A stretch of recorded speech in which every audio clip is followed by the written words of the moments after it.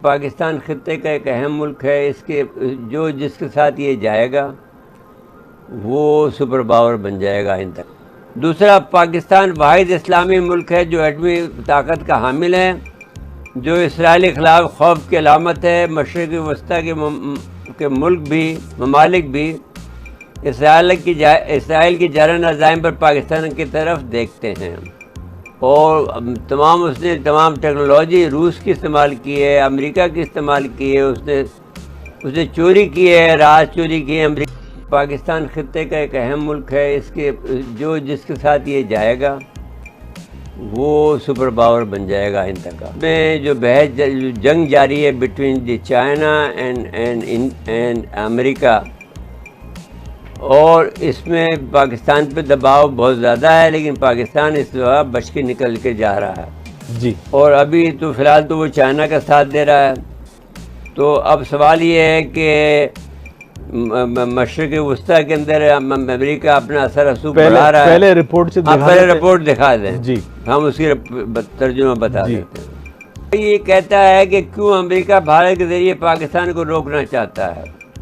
اس لیے کہ پاکستان 21ویں صدی کا ایک اہم ملک بن رہا ہے.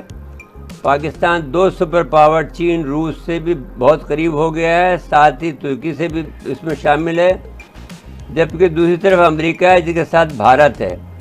پاکستان 21ویں صدی میں مختلف اہم ملکوں کے درمیان میں زمینی راستے کو کنٹرول کرنے کی پوزیشن میں آ رہا ہے. آئل کی تجارت کے سارے اسٹیک ہولڈر اس کی محتاج ہو سکتے ہیں. دوسرا، پاکستان واحد اسلامی ملک ہے جو ایٹمی طاقت کا حامل ہے، جو اسرائیل کے خلاف خوف کی علامت ہے. مشرق وسطیٰ کے ممالک بھی اسرائیل کی جارحانہ عزائم پر پاکستان کی طرف دیکھتے ہیں. اس کے علاوہ پاکستان کو عسکری ایٹمی صلاحیت میں بھارت پر سبقت حاصل ہے. یہ درست بات ہے. چین پاکستان اقتصادی ارادی پاکستان کی تیسری اہمیت ہے. اس طرح اس تجارتی رازداری سے پاکستان ایک مضبوط معاشی ملک بن رہا ہے. لیکن اس کو روکنے کے لیے G7 کا جو اجلاس ہوا ہے اس میں انہوں نے فیصلہ کیا ہے کہ اس کو رازداری کو روکیں گے. اس کا تدارک کس طرح چین کرتا ہے وہ دیکھنے کی بات ہوگی.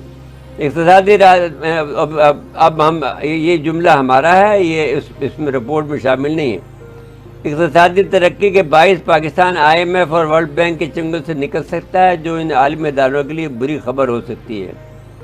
متحدہ عرب امارات سے پاکستان کے اقتصادی تعلقات بڑھ رہے ہیں، جہاں پاکستان، ایران اور دیگر اسلامی حکومت سے منی لانڈرنگ ہوتی ہے. متحدہ عرب امارات گوادر پورٹ میں بڑی سرمایہ کاری کر رہا ہے.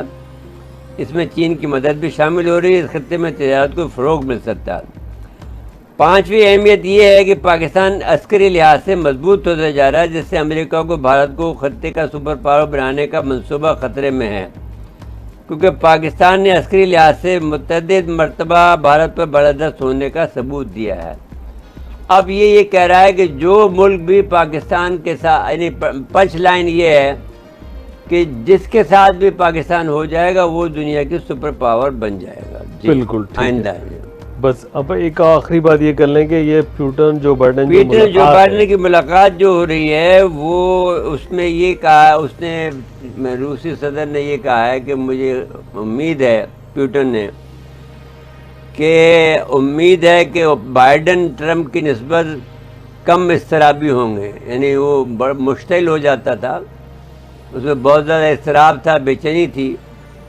تو یہ اس لحاظ سے اب اس کا جو بنیادی طور پر جو ہمارا تجزیہ ہے وہ یہ ہے کہ اس کی یہ کوشش ہوگی کہ روس کو چین کے خلاف اکسائے اور اس کو ڈرائے کہ صاحب اگر آپ چین ابھر گیا تو پھر آپ کی حیثیت نہیں رہے گی، ہم آپ کو تسلیم کر لیتے ہیں سیکنڈ سپر پاور، لیکن ہم چین کو نہیں تسلیم کرتے ہیں اگر آپ ہمارا ساتھ دیں. یہ بنیادی ان کا ایجنڈا ہے. اب دیکھنا یہ ہوگا کہ روس جو کہ جس کا تیل چین نے خرید کر اس کو مستحکم کیا ہے، اس کی معیشت کو مستحکم کیا ہے، آیا وہ عمومی طور پر روس کا یہ رویہ رہا ہے کہ وہ ہمیشہ امریکہ کا ساتھ دیتا ہے. یعنی جیسا ہی کوئی لڑائی جھگڑا ہوتا ہے تو روس امریکہ کے ساتھ مل جاتا ہے.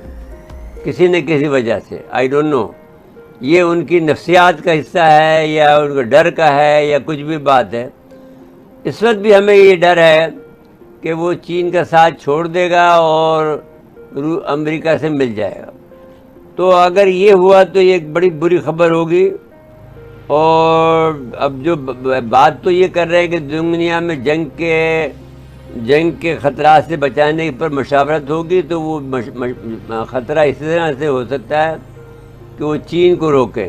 جی اگر روس کو روک لے گا, لیکن اب چین جو ہے یعنی اسلحہ کے لحاظ سے بھی اور سائبر حق کے حوالے سے بھی وہ بہت ترقی کر گیا ہے. اور اس نے تمام ٹیکنالوجی روس کی استعمال کی ہے, امریکہ کی استعمال کی ہے. اس نے چوری کی ہے, راز چوری کی ہے امریکہ کے تمام اسلحہ کے, اور بہت زیادہ لوگ کہتے ہیں کہ ٹیکنالوجی وائز وہ امریکہ سے آگے نکل گیا ہے. تو یہ اب امریکہ کا پروپیگنڈا بھی ہو سکتا ہے. عموماً امریکن یہ پروپیگنڈا کرتے ہیں کہ کوئی آدمی اس سے اگر 50 سال سے اس سے بھی کم ہو جائے, ذرا سا 49 سال ہو جائے, کہ اس سے اتنا آگے چلا گیا ہو کہ 49 کا سال ابھی وہ پیچھے ہے, جی تو شور بچانا شروع کر دیتے ہیں کہ چائنا ہمارے ہاتھ سے نکل رہا ہے. 50 سال تو اس کی حد ہے کہ 50 سال ہم سے پیچھے رہنا چاہیے اس کو. تو یہ صورتحال ہے. پہلے سے تیاری کرتے ہیں وہ, پہلے تیاری کرتے 50 سال ان کا منصوبہ ہوتا ہے. جی 50 سال ان کا 0 پوائنٹ ہے. جی تھریش ہولڈ اس کا 50 سال ہے. 50 سال سے کم پر وہ تازی نہیں ہوتے کہ وہ جو ملک ہے ٹیکنالوجی وائز یا اسلحہ وائز یا معاشی طور پر وہ ان سے 50 سال پیچھے ہونا چاہیے.